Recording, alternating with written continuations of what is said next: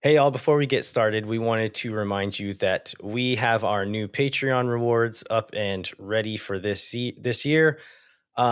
You've heard us talk about them on the last few shows. We're super excited about these rewards. I think y'all are really going to like them.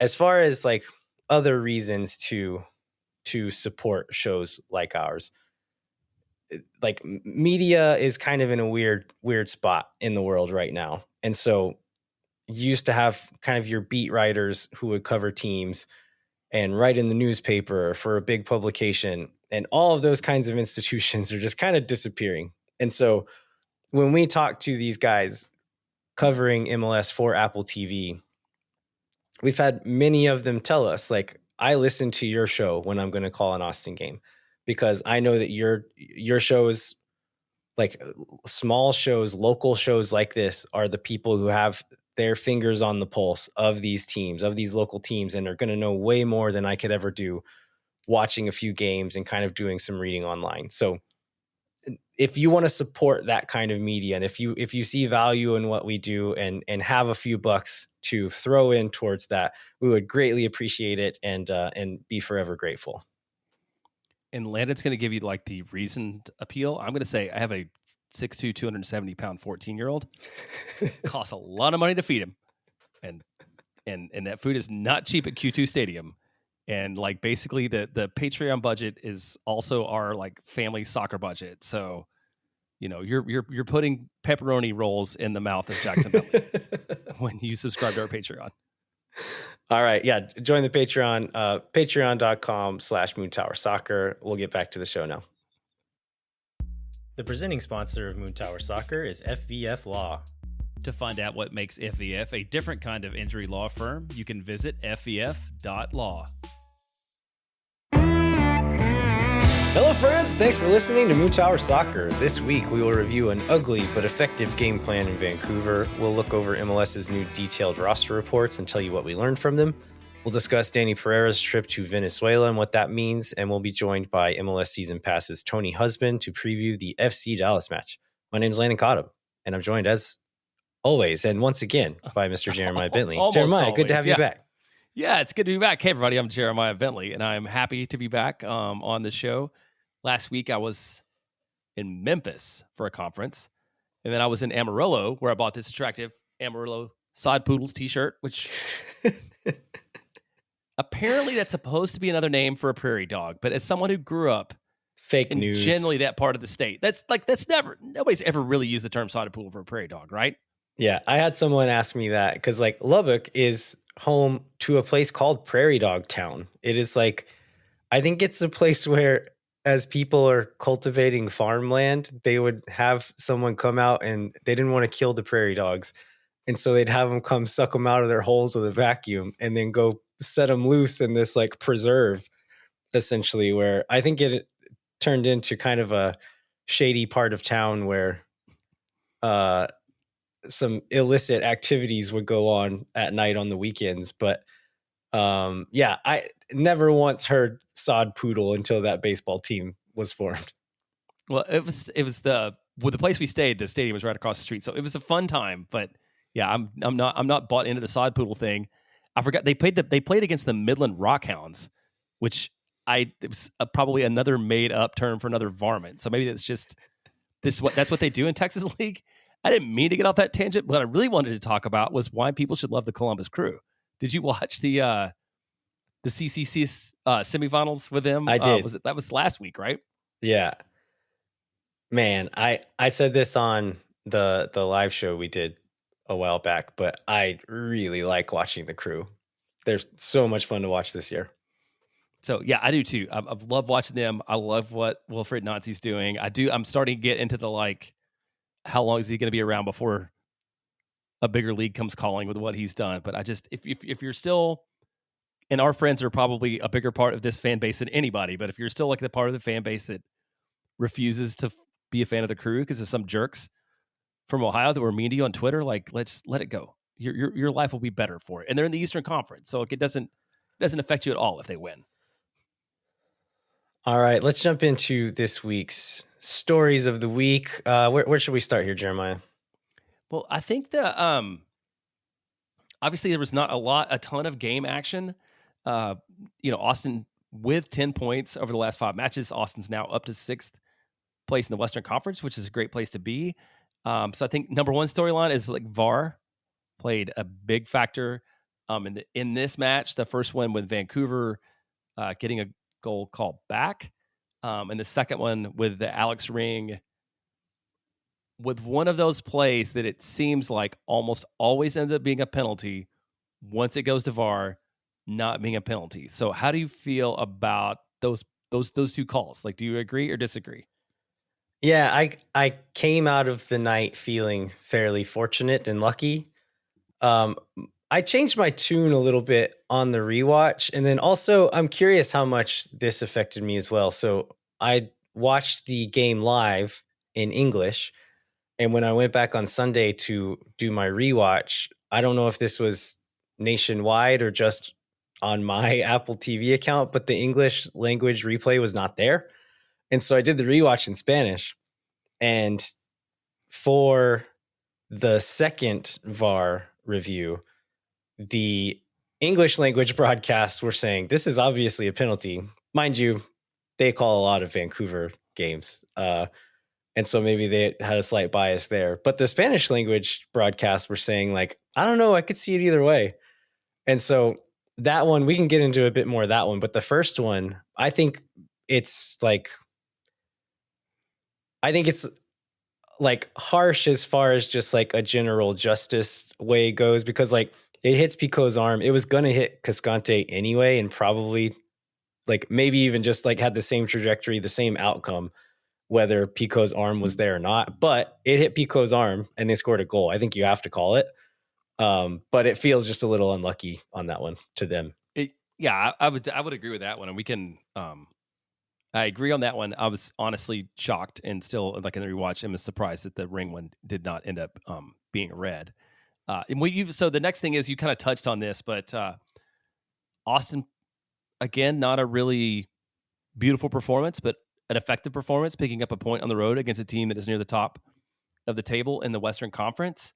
And for me, I was thinking back to some of the other draws, like I think the closest maybe matchup for this is the Seattle match early in the year, and this felt different. Like that Seattle match felt like just ugly, unintentional soccer that turned out being a 0-0 draw because that's what it should be. This one felt more like that Austin got this outcome on purpose. Yeah, I totally agree with that. I think that this is a plan. This is a plan being executed. We'll talk in a little bit about like what is still missing to that plan and what needs to happen to change that. But fans have called for Josh Wolf to be more flexible, to have a plan B, to adapt his game to the opponent or to the game state, and he's doing that. I don't know if it's in a way that fans are happy about or not. Like, what do you think? Do you think fans are fine with points, or are fans going to be upset that we're getting points in such an ugly way? I think most fans are going to be fine with points, and I think points on the road against a team that is near the top of the table, people are going to be happy with. Now, if there's an ugly 0-0 game in Frisco on Saturday night against Dallas, which I think objectively Austin should be favored, like that might be a different outcome. But I think in this one, anybody that really like understands this league or the game should probably, I mean, at least feel not angry, if not very, is super happy about it. And one of the other things I think on Twitter is one of the MLS stat sites that shows like the passing charts, and like Vancouver had the ultimate horseshoe of sadness in this match, right? It was like just anything that showed any color at all, meaning that there were completed passes were like the 5 guys around the back, and like it was like the upside down frowny face of sadness or something too. So I mean, I think that just showed that like that was the game state that Austin was looking for, and good on Josh Wolf for changing things up.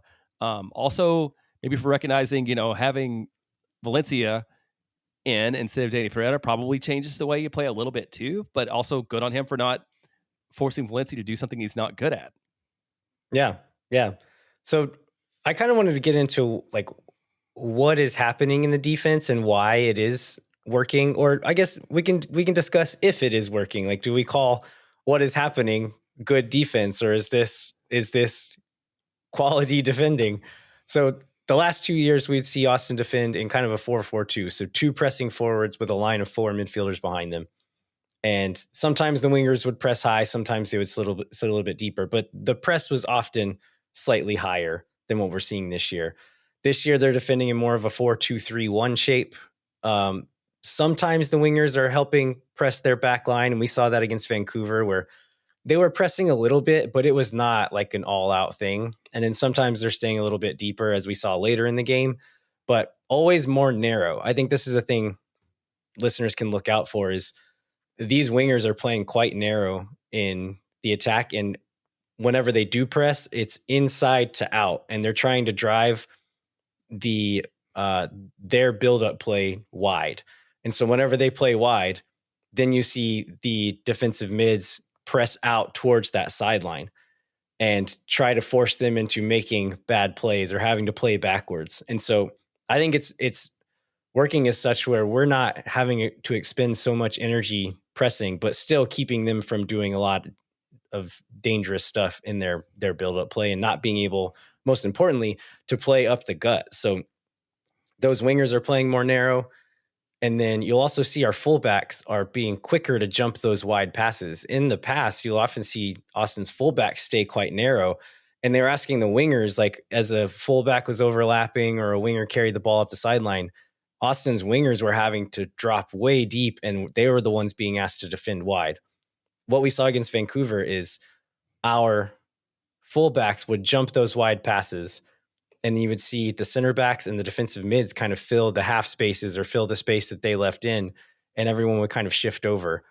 And so having those guys be more aggressive almost seems like we're being more open, but because of the positioning of those wingers on the interior, the positioning of the defensive mids, and the way that they're kind of forcing everything outside, it's a bit more secure up the middle. And I think that has been to their benefit, and it seems to be working. I think the debate here of like, okay, they had, was it 24 shots, 6 or 7 on target? That doesn't look good, but I don't know if you've looked at the stats in this much detail, but how many of Vancouver's 24 shots were over 0.1 XG?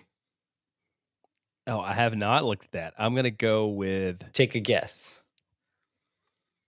4. It was 3. 3 shots over 0.1 XG. So that means 24 shots, depending on what site you looked at. I saw anywhere from 1.2 to 1.5 XG registered for them.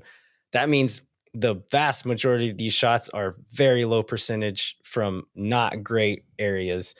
And then when you have someone like Brad Stuver standing behind that line, like, you'll take those odds, right?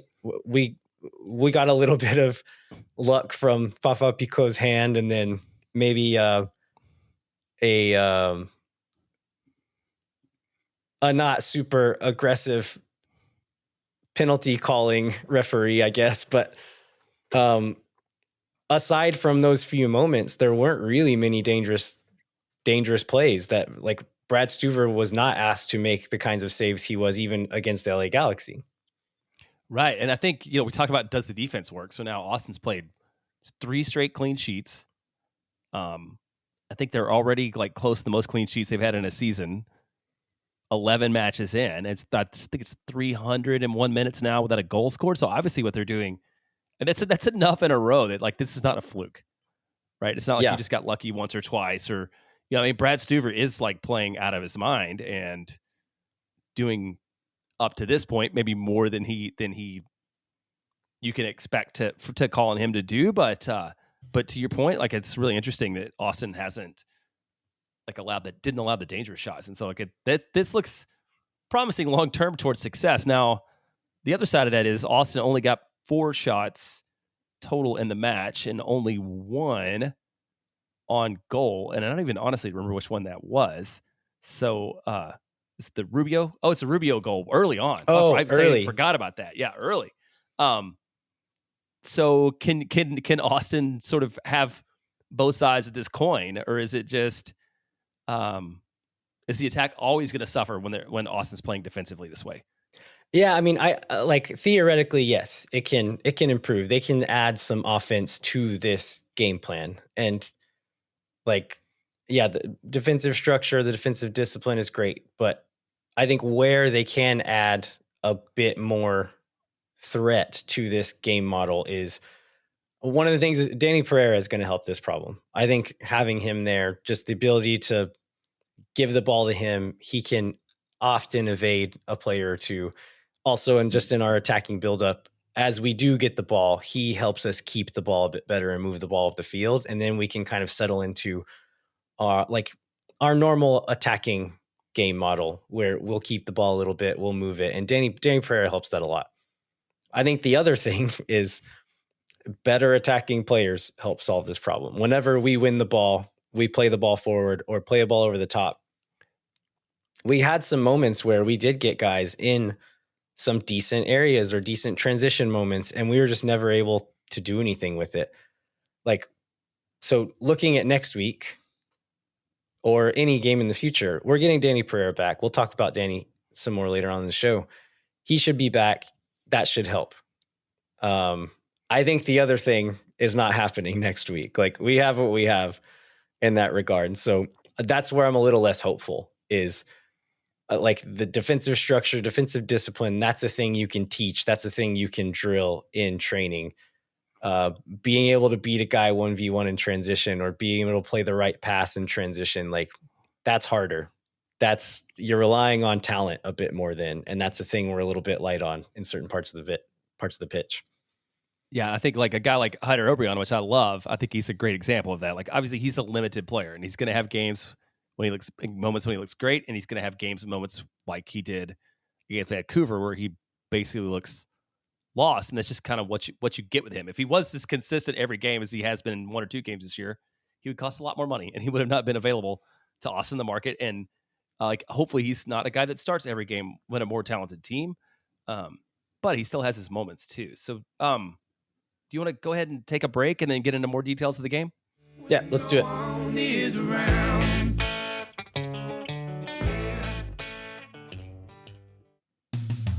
Moon Tower Soccer is brought to you by our friends at FEF Law, the official injury lawyers of Austin FC.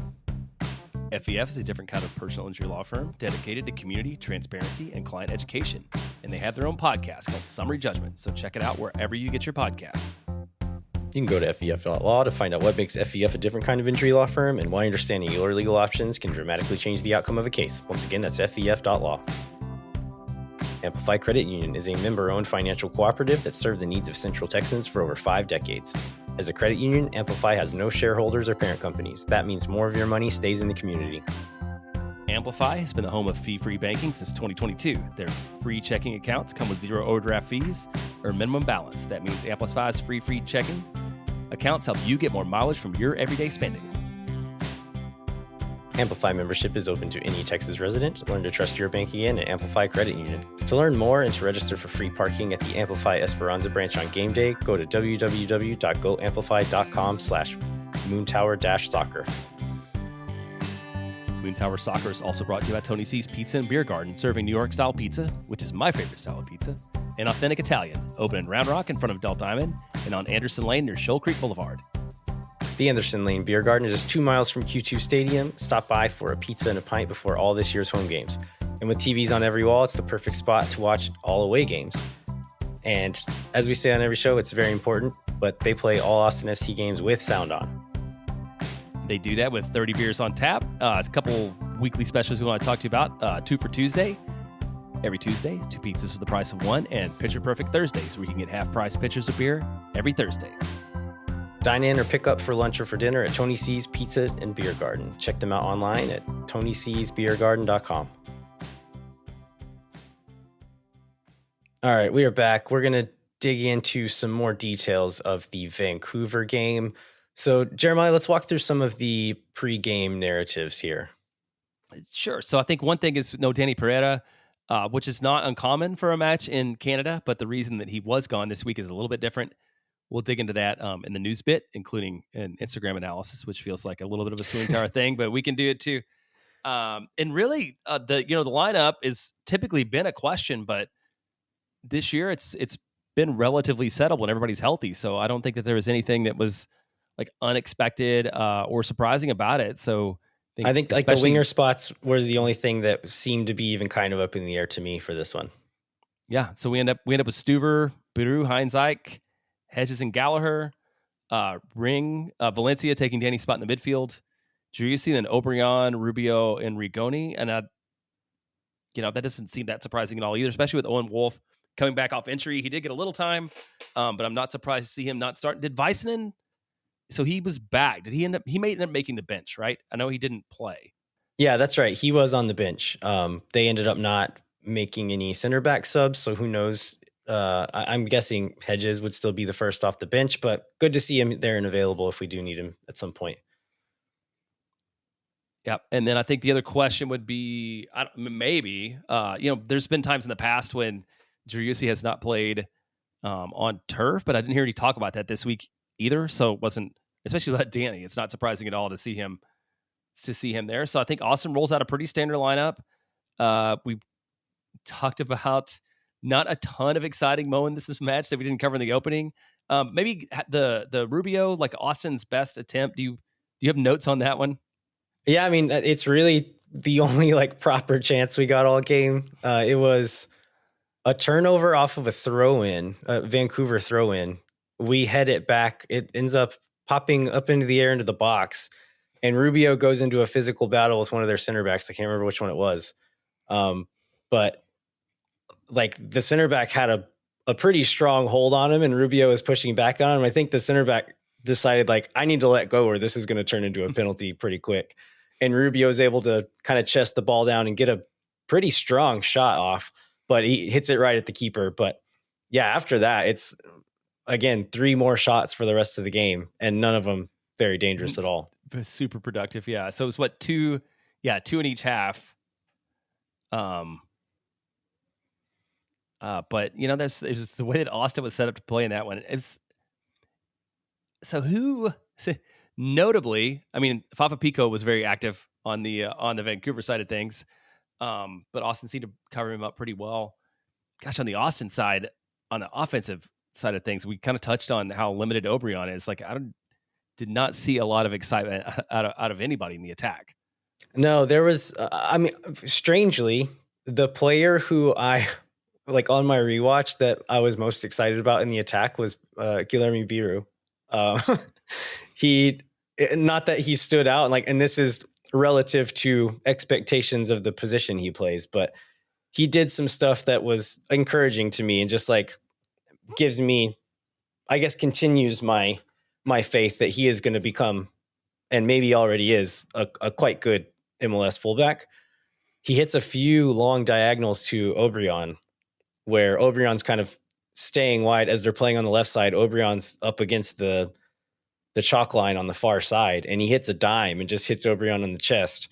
Obrian then fails to do anything with any of these moments, but to have a guy who can play that kind of ball and like see it and just like, okay, I'm going to just put it right on this guy and then do it. Like, that's encouraging. Yeah, and then Obrian, instead of being the first guy subbed off, Owen Wolf comes in, does okay. I mean, I think of the substitutions, the one that I thought was the most interesting was Jean Kolmanich coming on at 83 for Johan Valencia. Yeah, I thought it was interesting. Where does that leave the shape? I couldn't figure it out. It was kind of like I would call it a 5-4-1. And so we had Biru kind of slides into 3 center backs. Gallagher still the right fullback, and then Kolmanich was playing left fullback. And it just gave them some more numbers in the box as Vancouver continued to throw numbers forward and still allowed our fullbacks to pressure, as I was talking about earlier, play a bit aggressive to those wide passes. So you still saw Kolmanich coming out pretty wide as they were playing up that right side, but we still had numbers in the box and guys who are defenders instead of asking midfielders to drop in. I thought Valencia being pulled off was interesting as well, but on the rewatch, I noticed not long before that, he pulls up limping at one point as if he were cramping. And so I'm thinking it was probably just that he was done and they didn't think he could run anymore, as opposed to like a personnel switch as far as like skill set, because skill set, you want him in there in that moment. So especially with the way they're playing in that moment, for sure. But yeah, as far as like putting Owen on, I think that's the right choice there. I know there's a lot of people who are eager to see CJ Fodre get some more minutes, but I think in a game where we're chasing, sure, throw CJ on. But in a game where like we're fighting for our lives to get a draw, I think Owen's the right call there. He's probably the best defensive presence as far as any of the wingers go. So I've got no problem with that. Zardes came on for Rubio when he got tired. That seems pretty standard at this point. And then Finley comes on for Rigoni. That's one where I maybe would have wanted to see Finley come on a little earlier, just because Rigoni he was doing defensive work, but he had been out there for quite a while. If we're not really thinking he's going to do anything offensively anyway, just get some fresh legs on a little bit earlier. But yeah, that's kind of the only one I might argue with. Yeah, and I can feel like it in limited minutes, like Finley is still dangerous, right? He does add a little bit of a different element to the attack that could benefit Austin, but there's not a ton. Like Brad Stuver didn't do a ton, but on this he was one, there when we needed him. Still, he was there. Yeah, he was there when we needed him. He ended up making the bench on the MLS team of the match day that came out today, which again just shows like nobody actually watches the games, but like saw it. So he's not allowed a goal in 3 matches, so it was time to put him on the game. And then, he's leading the league in saves again by quite a bit. I think he may even be close to being on track to like setting the record for the most saves in a season, which is not good. But he's also killing on the underlying numbers too. So I think it's all the way around. Dude is having his best year, and maybe he'll get some like a sniff of the All-Star game for the first time this year too. Yeah, I want to jump back into some of the officiating again. So at the end of this is after the non-given penalty. So when Ring runs through Fafa Pico, they go to VAR, they don't give it. They come out and they give a yellow card to Fafa Pico and to Guilherme Biru. And I do not know what those were for. Surely they didn't give a card to Pico for diving, right? Well, I wouldn't think so. So I'm thinking it must have been something off the ball there. Which I think I want to do an all caps here after we finish this point. Based on this. But let's get into the non-penalty call. I think I want to talk about this a little bit more. So I told you I kind of like softened my stance that it was all like we got lucky there.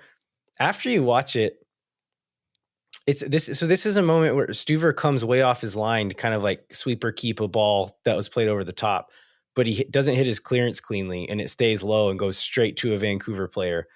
They play a ball into the box with nobody in goal. Heinz Eich is able to win the header, but then it falls back into the box. Pico is approaching it and winding up to strike it from about 12 yards out. Ring comes through and knocks him over and wins the ball, and then Valencia clears it. So, like I said, the English language broadcast is saying penalty. The Spanish language broadcast is like, I don't know, I could see this either way. So whenever you watch it just in live, in real speed, Ring knocks him over. Like there is physical contact there. But after you like kind of watching like where the contact is, where the force is being applied, Ring gets his shoulder on Pico's shoulder. He gets his hip on Pico's hip. Where it looks bad is his leg is behind Pico's leg. And so I think that optic gives the idea that, okay, he ran through his back. But if you look at where the force is going through, I think it is through the hip and through the shoulder. And that is why whenever the ref goes over and looks at it 100 times in slow motion, I think that's why he says, okay, I didn't give that in the moment because of what I'm seeing here. I don't think I can overturn that. And so I think it's one of those, if he gives it in real time, it's not enough to overturn it either. But because he didn't give it in the moment, that there's enough benefit of the doubt there to say like, okay, I can't change this. I'm glad that you give them the guys that's this much deference and think that there's that much thought that goes into it. And I'm sure there is. And maybe I'm just like cynical from like watching MLS soccer being disappointed by the officiating, but I think I mentioned this off the top. Like, it just seems like the kind of play where when it goes to VAR, you're just like, oh no, like it's gonna be a red, and it feels like that call always goes to being a red. So like, I did not go back and watch all the nuance of it, but I was very relieved that it didn't turn out to be, not necessarily because I thought it was or wasn't, but just because it just seems like that's the thing that happens when a guy pushes a guy off the ball, and it goes to VAR. So happy this one turned out our way. Another kind of exciting thing that happened is at halftime, Austin FC players are running off the pitch. Sebastian Driussi runs over to the Vancouver bench and is given a yellow card later on. I saw some like chatter online, like people in the stadium maybe were saying that Driussi had his hands up on like someone's neck at one point. Yeah. And they on the broadcast, they cut to the officiating crew who they all kind of gather together in the middle of the pitch and then walk off the field together. And as they're doing that, you see them all start putting their earpieces back in. And I was like, oh, they're probably going to be reviewing something here. And so it seems like maybe they were reviewing some type of violent conduct or something going on. Ended up just giving Driussi a yellow card. But I have no clue what happened there. You see Sebastian Berhalter run over and maybe try to play peacemaker or something. But I don't know who he was yelling at or what went on. But he was upset, which I wanted to say this, that I've noticed that Driussi, I don't know if he's heard fans saying that they don't think he's acting like a captain on the field, but I've noticed the last couple of games, he's gone and is talking to the referees more. He's being more vocal on the pitch. Have you noticed that change? Do you think like I'm seeing that correctly? No, I think you're right. I think I have seen more of that emotion, and it's maybe it's getting healthy, but it feels like it's something that's built.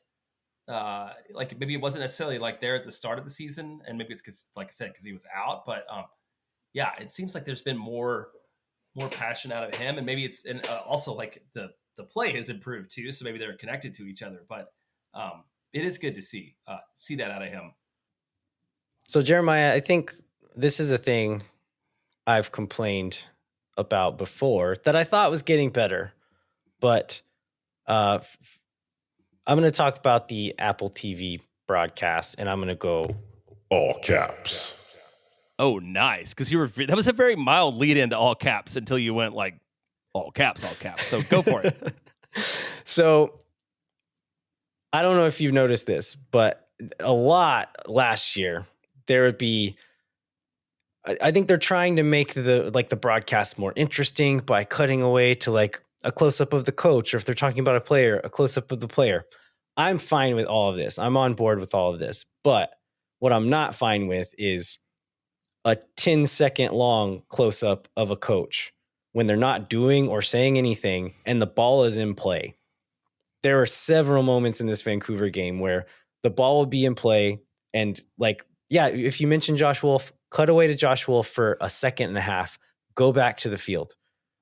And it happened so many times. And I think Lincoln Rose put together like a montage of moments where the broadcast missed restarts. They missed a corner kick, missed a goal kick.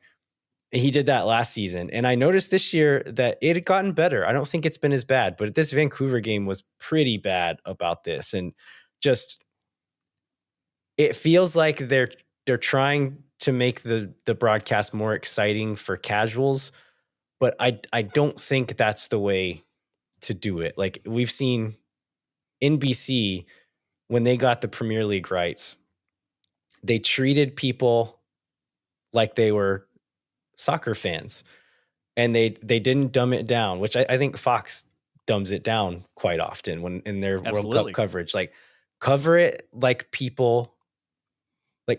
for people who watch the sport, and the other people will see that it's genuine and that it's real and that this is what it's supposed to be like. And even if they don't understand every single thing, or if they're not being excited by every moment, I think the authenticity shines through enough that that's fine.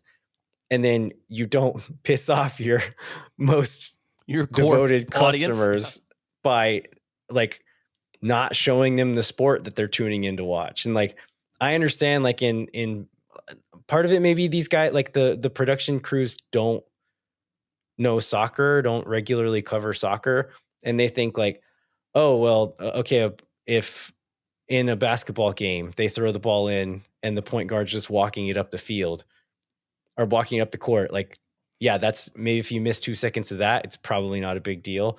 But when a team plays it out of the back and is building it up or plays a long ball, and like everything kind of matters in soccer because you never know when something's going to happen, and just miss so much of the game because they are showing pointless close-ups or like just things that didn't matter. And I got super annoyed by it during this game. I would agree with that, unless it's Greg Vanny without a shirt, like yesterday for some reason. Just a jacket and a scarf. Did you see him? No, I missed I go for all shirtless Greg Vanny coverage would be fine. But yeah, it's during the game. Yeah, it was like he was wearing like a sport coat and a scarf, and no obvious like shirt underneath it. So I don't know what he was doing, but like this is interesting. This is interesting. Cut away to show something interesting, but yeah, that's what I'm talking about. Don't show a 10-second close up of a coach standing on the sideline with his arms folded. Like, yeah. All right. Anything else on the game? We should take a break. I feel like we've reached that part of the show. All right, we're going to come back. We've got some interesting news, including why Dani Pereira was gone and what it means, and then MLS gave us information that we wanted. This rarely happens, so we're going to dive into that and tell you what we learned from that too. Moon Tower Soccer's premier sponsor is McGuire Woods Consulting, helping clients in the public affairs space from lobbying at the local, state, and federal levels to digital and communications campaigns across the country. McGuire Woods Consulting has offices in 10 MLS cities, but only advertises on this podcast because it's the home of 2-time reigning Copa Teos champions, hopefully 3-time here pretty soon, which is the most important trophy in professional sports. Contact our friends at McGuire Woods Consulting at mwcllc.com. Moon Tower Soccer is also brought to you by Sage Wilson Realty. The Sage Wilson team is made up of Austin experts who are client-focused and have over 30 years of combined real estate experience. And our friends at Sage Wilson Realty are giving away 2 tickets to an upcoming match, so fill out the form in the show notes for your chance to win. I was reading along in your copy here, and I read that as 130 years of real estate experience. And a lot of experience. I've met Eric in person several times, and he looks great for 130 years old. I love it. If you or someone you know are in need of Sage real estate advice in Austin, talk to our friends at Sage Wilson Realty. Be sure to check them out online at sagewilson.com. All right, we're going to be joined here in a moment by Tony Husband to preview the FC Dallas match. But first, let's jump into this week's Austin FC news. So let's start with the Dani Pereira news, Jeremiah. Where should we start there? Yeah, so we mentioned earlier Dani wasn't around for the match in Vancouver, which has happened before when they were in Canada. So what we got word of is that Dani was back in Venezuela, hopefully sorting out some passport issues that will make his ability to move about the continent more easy in the future. And today we saw a picture of him with his passport. So he's got it. That's the news part of it. Like, what does this mean for Dani Pereira in Austin, for Dani Pereira playing for the Venezuelan national team, and then maybe his post-Austin future? Yeah. So yeah, first of all, excellent news for Dani Pereira, a kid in his position. I don't think he's been back for, as far as I know, it seems like he hadn't been back to Venezuela since he left as a teenager. And so like, that has to be tough, right? Like, I lived out of the country for just a handful of years and went like 6 months without coming home. And that was really hard on me. And he's a kid doing this and just having been gone for so long. And so excellent news for him on that front. On his professional front, like being able to travel with Austin FC across the border, not only to Canada, but to Mexico and as hopefully we work our way back into CONCACAF Champions Cup and being able to play in other countries, making that easier for him. And then maybe one of the most important things is playing with Venezuela. He's been getting called up pretty regularly for the last year or so to the Venezuelan national team, but only for games in the United States. And so now this will hopefully mean that as they play in Venezuela, in other countries, that he can travel with them and keep getting those call-ups and hopefully kind of cementing a place in that team as some of these bigger competitions approach here in the near future. As on the Austin FC front, I think it means that he'll be able to travel to other countries with the team.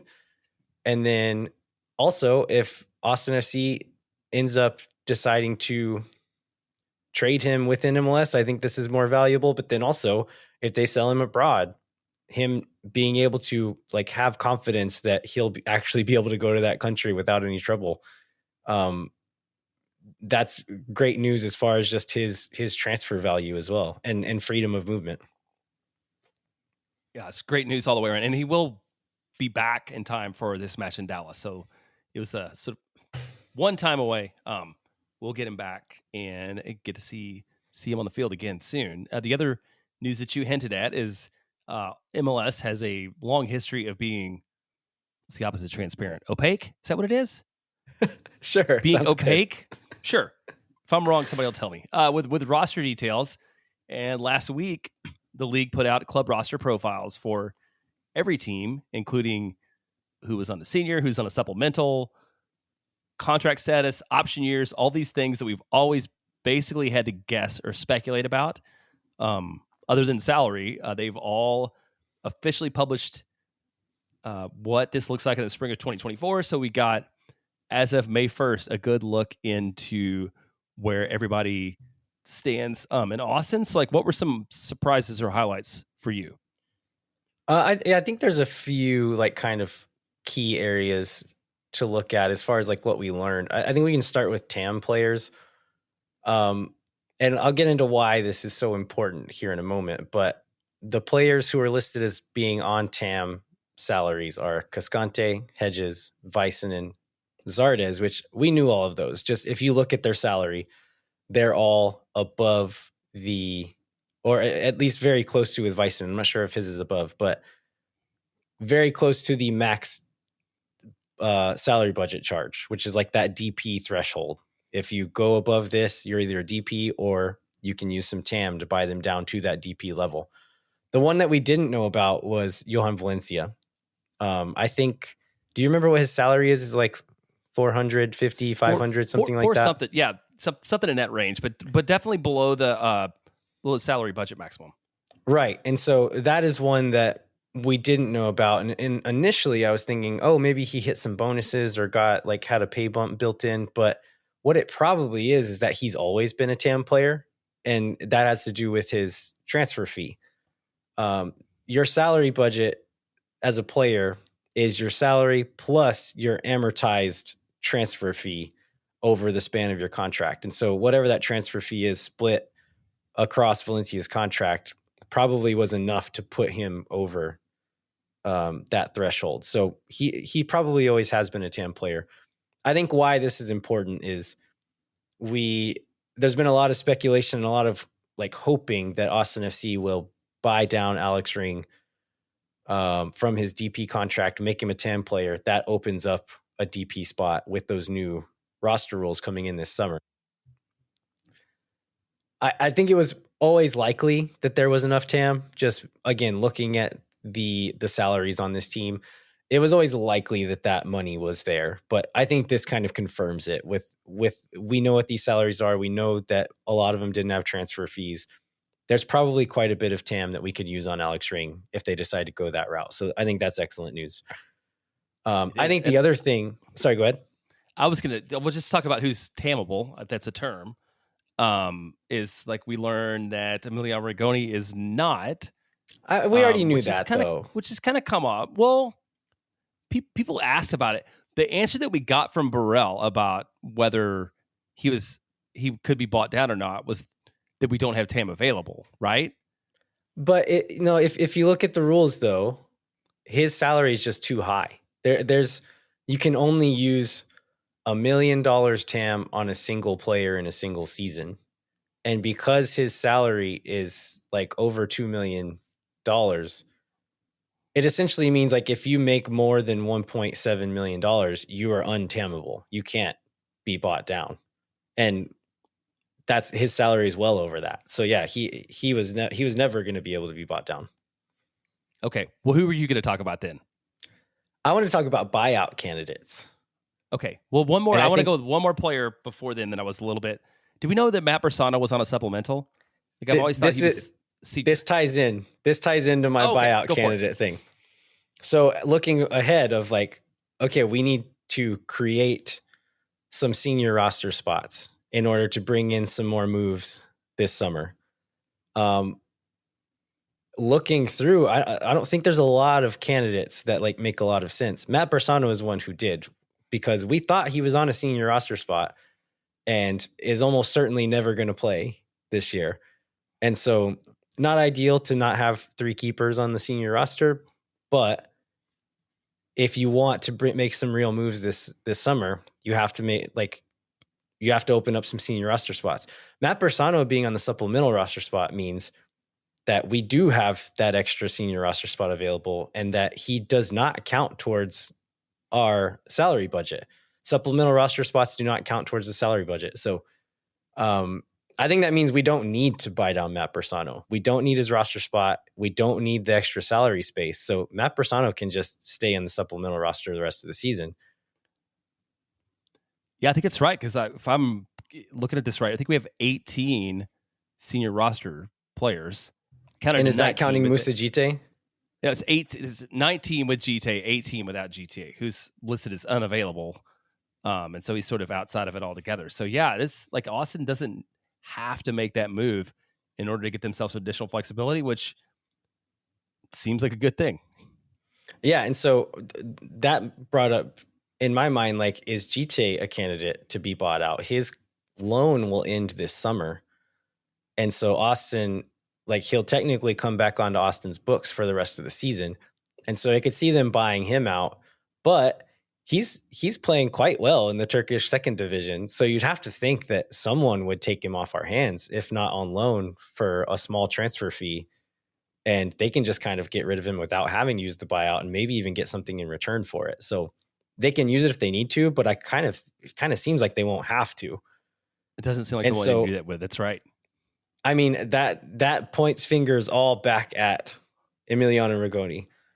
And if you don't have to buy out Bersano, you don't have to buy out Gite. If there's nobody else who's a candidate for a buyout, and you don't actually need to do it for international roster spots or for senior roster spots, that is money that this ownership group is not having to spend on those things. Maybe that makes them more open to spending it on a Rigoni buyout. Is it the most exciting possible outcome out of this? I mean, I feel like it is. Like, if Absolutely. when you got this, like, ultimately the punchline of this is like, maybe there's a way that Emiliano Rigoni gets bought out that doesn't cripple this club and gets replaced by somebody that's way more useful to this team than Rigoni. Yeah, I'm still not like 100% convinced that it's going to happen, but it gives me a little more hope than I had before. I think one other thing we learned that we all kind of assumed, just again reading the kind of confusing Generation Adidas player rules, that Dani Pereira, we kind of thought maybe he was be on a senior roster spot this season. We got that confirmed. He is on a senior roster spot, which is why we all thought we didn't have any senior roster spots left. But Matt Bersano somehow moving down. Again, I also don't know how that happened, because last year, the MLSPA salary guide had him making more than the supplemental roster maximum, and he's not on a new contract. So I don't understand what happened there, but I'm not going to ask questions. It's just, yeah, don't see. Yeah, they might figure it out. I'm not sure that they really all understand it all, even though they publish this. So like, don't make people think too much. Yeah. I just like, I've got one little other piece of news before we close it out, and just because he's your guy. So Austin FC picks up a win. Austin FC 2 picks up a win this week, and Irvin Torres scores his first goal for the club. How do you feel about that? Yeah, I'm pumped, man. I didn't get to watch all this game, but went back and watched the highlights of this goal. Yeah, y'all have heard me talk about Irvin on this show a lot. I think Irvin is like, I love Michael Burton. I hope he turns into the real deal. But Irvin is where I'm kind of pinning my hopes for Austin's first breakout academy player. So really great to see a 16-year-old player get his first professional goal for the second team. yeah, this is again where my hopes are for this second team is getting guys like Irvin a bunch of minutes on the pro level, and that just makes him that much closer and that much more ready to be that breakout player that I hope he can become. All right, anything else, Jeremiah? No, let's go to the interview. All right, yeah, we're gonna talk to Tony Husband. We had him on the show once last year, but May really of last year. Yeah, really enjoyed talking to Tony. Good dude. We talked to him for a bit after the show as well, and had a good conversation. But yeah, I think y'all are gonna enjoy it. Hang tight, and we'll be right back with Tony Husband. All right, we're back. We're thrilled to be joined by Tony Husband. Tony, thanks so much for joining us. Landon, Jeremiah, really nice to see you again. Tony, is my memory correct that you called the first Austin FC game on MLS Season Pass? That's right. Yes, and obviously a memorable game. I know not so much for Austin supporters, but of course for those from St. Louis, it was a truly historic occasion. So it's memorable for us too, Tony. Yeah, it was. And I mean, it's not funny, in a good way. Yeah, it's funny. I was just doing a game last weekend, and Kip Keller was on the bench. And unfortunately, I always will think of poor Kip Keller. He was the lad from St. Louis, gifted, one of the greatest gifts a lad from St. Louis could ever do. But unfortunately, he was wearing an Austin shirt. So it was, certainly a night that I'll never forget. Obviously, it was quite special in as far as well. It was our first night streaming on Apple TV, and so to get really, that was the big story of the opening weekend of a new era for the league and for the broadcasting. So to be on that was a special moment. And obviously a bit of a surprising moment in some ways, because Austin had just come off such a good season, and we expected it to be probably a good start to the season for Austin. But a year on, we find ourselves in slightly better shape when we talk Austin FC, at least. Yeah. So looking ahead to this weekend against Dallas, Austin will be away in Frisco Saturday at 7:30 p.m. Dallas so far is 2-6-2. They are currently 13th in the West, only above San Jose, who is also having a pretty pitiful season. They've goals against. I was looking at their defensive record. It's not terrible. 15 goals against, which is kind of middle of the pack in the West. It's not great, but it's not terrible. But only 10 goals scored, which is second lowest in the West. On paper, this preseason, this team seemed like they might be pretty good, or at least decent. What happened to them?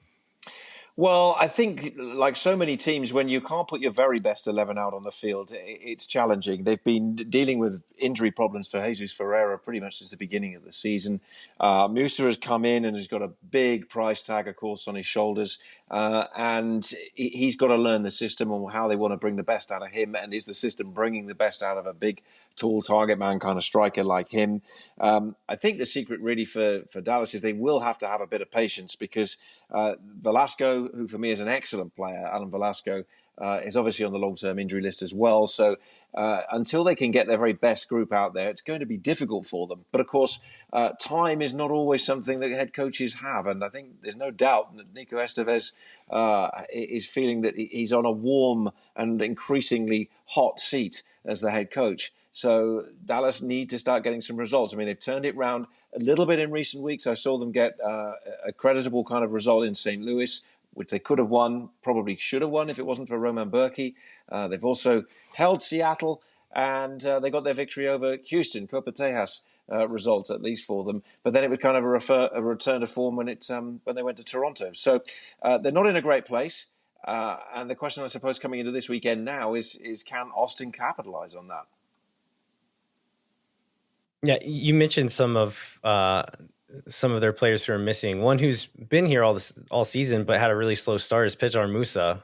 Huge transfer fee, really high profile guy coming in. I think he scored one goal early, but then nothing until the last few games, where he does have 2 goals in the last 3. So maybe this is going to be turning around. Do you think that there is still a chance for him to come good for this team this season?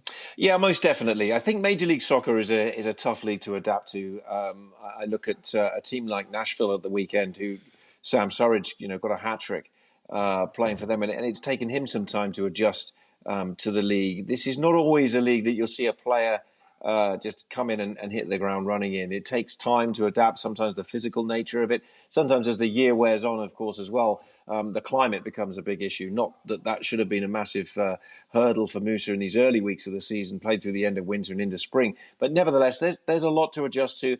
And it's a specific playing style as well. Dallas have a way they want to play. Musa's got to adapt to that. I thought when I did Dallas earlier in the season and watching them and preparing them, I looked at Musa's kind of physical shape, big, tall, strong striker. And I wonder whether, is it working for him or is he going to have to adjust and learn a little bit? So he'll need some more support out there as time goes on. Probably one of the keys to that, though, is someone like Jesus Ferreira. Got 45 minutes at the weekend.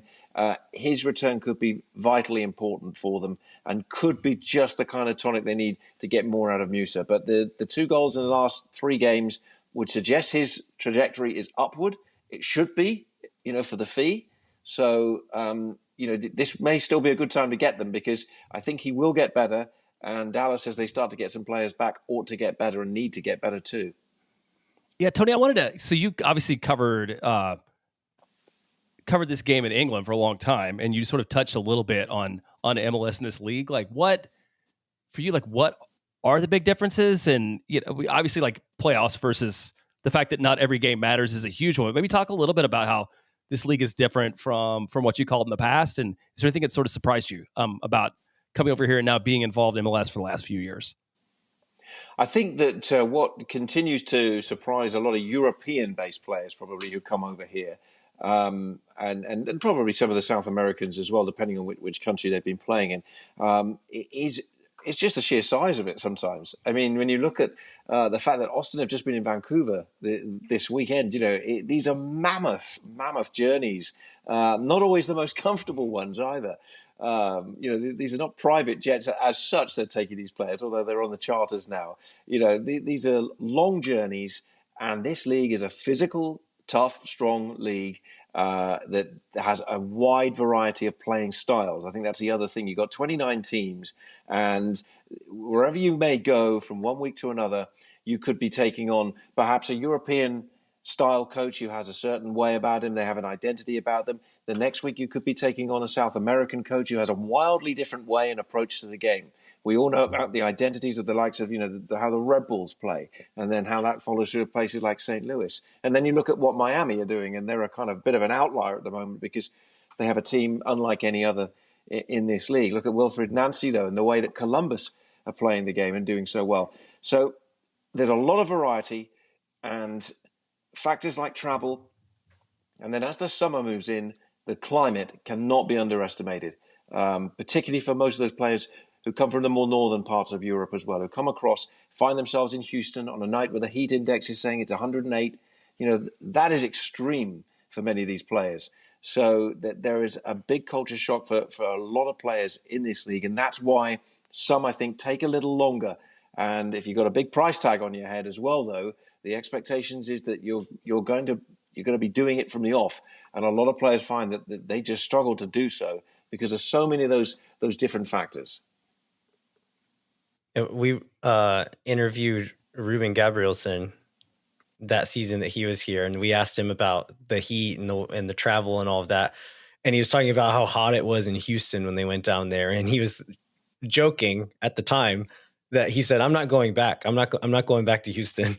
And we found out later that was true. He wasn't actually going to go back and play in Houston. But yes, and I mean, LA, when they went there last year, one or two of their, European recruits at the time were, they just couldn't believe it. It was just so hot. Giorgio Chiellini said after the game, he just couldn't believe how hot it was. And he'd had that as well when they'd been in Nashville. I remember one, what I thought was actually relatively comfortable 90-degree night in Nashville. I'd been adjusting to the climate and, they came off thinking they'd played in a furnace. So, it does take adjusting. And, that's not to say that you don't have some very warm climates in Europe, in the south of Europe. But invariably, when they're playing those games, they might play them very late at night in Spain. And, of course, you're quickly getting into the winter after those hot early weeks of the season in some of those European leagues. So kind of changing the page to Austin here, Dave, won their first 2 Copa Tejas games. I think every team in Texas has played 2 games. Austin has won both of theirs. So playing the 2 Texas teams here coming up in the next couple of games running, Austin has a chance to seal the deal for is it 3rd year in a row, Jeremiah? Right. That would be, Yeah, it will be. Yeah. 3 out of 4. Yeah. So I wanted to talk about that in contrast to how Austin has played on the road for most of the games this season. So the rest of the show, listeners will have heard us talk about the super defensive approach they took in Vancouver. We've seen that a few games this season. Do you think Austin will continue with that, or with a Dallas team that's kind of on the ropes, a Copa Tejas rivalry? Do you think Josh Wolf will open up the gas a little bit and try to go and win this one? Well, it's a great question. And I mean, obviously, I come from a land where we cherish everything that there is about derby fixtures and rivalry week, and it is MLS rivalry week this week. So there will be a thought in mind. Yes, Dallas are not in a great place. I don't think you've won in Dallas yet either, having had a token quick look at history. So, there are lots of incentives to go there. Do you be just a little bit more expansive, ambitious, try and get the result, and have a really famous victory? But at the same time, it's another game with 3 points on the line, and ultimately Austin are in a good place, and you're not ultimately going to change too much, I wouldn't have thought, given that you want to just keep this consistent run of results going. It's been a good recent run, having had, again, a bit of a choppy start to the season. So there's conflicting kind of thoughts there about which way you go. A lot of it could just be to how it goes on the night. I mean, when these 2 teams get together, there is that rivalry. I'm sure the Dallas fans are going to be very strongly behind their team. Finally got a home result last time out as well. It's that kind of stuff. You can't really guess exactly how it's going to affect a player. I mean, Josh Wolf and his staff can do everything they want to before the game to talk about planning, to talk about style, to talk about what the approach is going to be. But when the game kicks off out there on the field, you never know what it can do to different individual players. From my perspective, I hope it's a real head-to-head, good end-to-end kind of stuff, a real good Copa Tejas battle. I think there's every reason it could be when you look at both sides' respective positions. Dallas, need some pride, and they need some results. Austin, in a good place, have won had some good results of late, and in some of them, in some cases have done it by showing character. San Jose, coming from behind, winning games like that. LA Galaxy at home, blowing them away early, good finishing. You've got a player like O'Brien up against his former club. All those things tip me towards thinking, yeah, maybe some of the wheels come off a little bit, and it's a real head-to-head battle. So because we're recording on Monday night, so we're super early. You won't talk to the coaches till later in the week. Like, what for you? Like, what's the most valuable part of that conversation? Because I feel like if you ask Josh Wolf, like, are you going to go for it or not, he's going to give you a very coach-like non-answer. So just generally, like, what do you what do you get out of those that helps contribute to sort of you being on the call on Saturdays? I mean, you really are trying to get that little bit of extra insight and feeling. And I suppose, for what is done in media availability, and which is done very much transparently in front of the cameras, I guess when we talk to the coaches, we're just hoping to kind of peel back the curtain a bit more. Just maybe there's a little bit of added insight. And the majority of them are very good at just taking us a little bit further, a little bit deeper into where things are, why things are like they are right now. And it just helps shape our broadcast and shape the narrative of the game for us just that little bit more. And obviously the color commentators, Ross Smith in my case, working alongside me, he will be very, very eager to try and see where the individual battles will be on the field. What are the key contests that could help define and determine this game? So, we haven't seen Josh this year, so we'll wait and see what he'll tell us, how much of the curtain he'll peel back. Nico Estevez is also great to talk to when we get to see him. We'll be in Dallas actually early enough to go and have a look at their practice session on Friday morning as well, which for us is always good if we can. When we get into market, we always like to go and see practice if we can. We had great conversations these last few weeks. We saw Phil Neville when we were doing Portland, when they were in Columbus. And we've seen the likes of Dean Smith in Charlotte, Gary Smith in Nashville, all sorts of people. And when you get some time with them as well, just on the side of the training pitch, that really is invaluable and helps us just shape our broadcast and hopefully make it, as good as we possibly can for the viewers watching it as well. Well, like Jeremiah said, it is early in the week, but what are some of those questions that you're hoping to get answered? Like what are, like, looking at both of these teams, what kind of things are you hoping to learn about these two teams? Well, I think that if we look at it from the Austin point of view, I'm keen to know, building on from last year, where last year was obviously a struggle and a difficult year, what's brought the consistency now? I'm looking at a team that's been much more consistent in terms of its back line. You've talked about the strategy and perhaps being a little bit more solid. Maybe that the pragmatic answer to that sometimes is to be a little bit less expansive. So I'm keen to know where that consistency and where that thought process has come from. Has there been a noticeable shift in direction in the way that Josh is approaching each game individually now? How much is it shaped by last year? How much is it shaped by the memories of last year? With a lot of those members of the roster, on the team still from last year. I'm also interested in what's going on, up top. I mean, I don't think Diego Rubio's signing was one that kind of got all the hearts racing when it was announced he was moving to Austin. But for me, he's had a reasonably good start, and you've got Zardes as well in reserve. And of course, it's what you're going to get out of Drusy and how best you're going to get work out of Drusy in this kind of game. And if you pit him against potentially Jesus Ferreira in direction or positionally, not always right up against each other, but it's going to be an interesting battle in there. So that's what I'd be looking at from Austin. I think from Dallas, it's just a bit more plain, really. I want to know why it matters to get results at home, how important it matters for them to get results at home now. Nico Estevez needs them. They're languishing a little bit somewhat at the start of this season. One step forward, two back again last week. It's the urgency now for them to start getting results, and also just to see. I know he told us a few weeks ago when we went to St. Louis and saw Dallas. He was talking about the kind of superstitions a head coach will have, or almost down to things like you won't change your toothpaste if that's the toothpaste you used last week and you got a result. So I want to know if any of the superstitions have changed over the last few weeks, where they have picked up now their second win of the season, but also they've had a defeat as well. So I'd be keen to know, what's going on in his mind, because it's a great insight into what's going on in a coach's mind, because they're only human at the end of the day. They go home at the end of the day, and how he's going to take on this battle, because they know that, they can get a win against Austin, particularly having been beaten already this season. That's going to be a big, big moment for this group. Yeah, definitely two coaches and two teams with a lot to play for.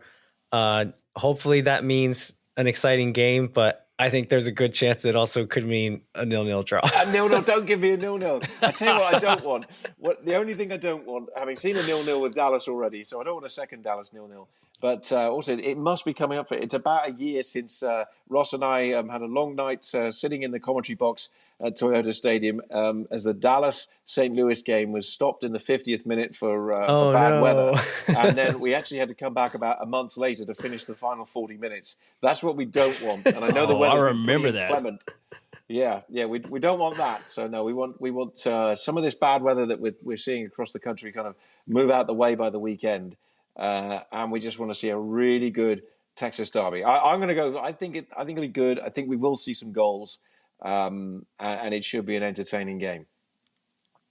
All right. Well, listeners, you can catch Tony Husband on the call on MLS Season Pass on Apple TV. Tony, thanks so much for taking the time. We really appreciate it. Great to see you both, and good luck, Austin, at the weekend, of course, and good luck, Dallas, too. All right. Thanks, Tony. All right. We want to thank Tony one more time. We would like to remind you to rate, review, and subscribe wherever you get your podcasts. Come find us on the internet at I'm El Viajero 87 on Twitter. Jeremiah's J Bentley _ATX. And then we're Moon Tower Soccer on Twitter, Instagram, and YouTube. Sign up for the Patreon. We've got some cool stuff.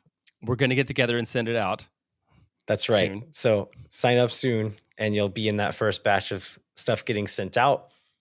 Thanks so much for listening. We'll be back next week with a review of the FC Dallas match and then a preview of two matches, Austin's first 2-match week with Houston, and Sporting Kansas City. And then we'll cover all the other Austin FC news this week. Until then, I'm Landon Cottam. Jeremiah Bentley. We'll catch you next time. When no one is around.